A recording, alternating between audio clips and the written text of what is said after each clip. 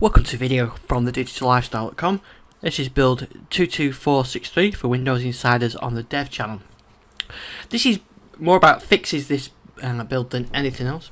And you can see here the taskbar centering issue has been fixed. So this was all squished over to the right hand side before, and now that's fixed. On this Surface Go it does appear to be quite tight to the right hand side, but that's because of the screen resolution of the Surface Go. So that's good to see. That was really kind of irritating, even though it's a minor thing. It was kind of off-putting, so that's good, and that's been fixed. Also, some were clipping off the side here as well, which has been fixed as well. There's just a couple of other changes with this build. So if you've got a folder selected in File Explorer, you can do Control-Shift-C to have that copied to your clipboard, and then if we look for the clipboard,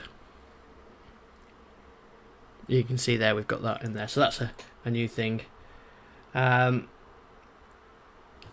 some other minor changes, like when you click on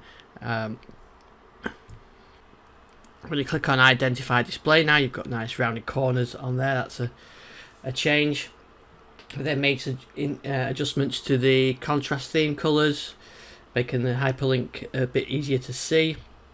They've updated ease of access in the all apps list called accessibility, and the focus assist settings, so you can choose whether you want focus assist to automatically enabled the first hours after a Windows feature update. So like I said, it was all about fixes on this build, and the taskbar's been fixed. System shows up as an option when you right click on the start bar now, or the start button should say. So you've got system on there.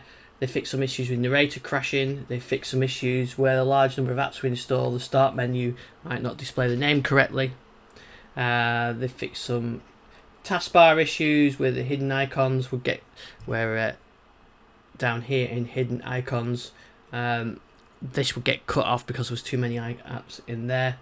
They fixed some search issues, some input issues, and some setting issues.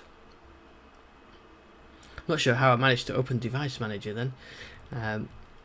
That's quite interesting, but there you go. I must have clicked it when I was on the right click on the start button. They fixed an issue with WSL2 and Hyper-V not working on ARM64 devices, which is good. And they fixed some. They fixed also on the Surface Pro X and ARM device. They fixed the blue screen issue or green screen issue, and they fixed some issues where PCs were unable to progress past the boot screen when upgrading from build 224XX to with certain SSDs attached as well.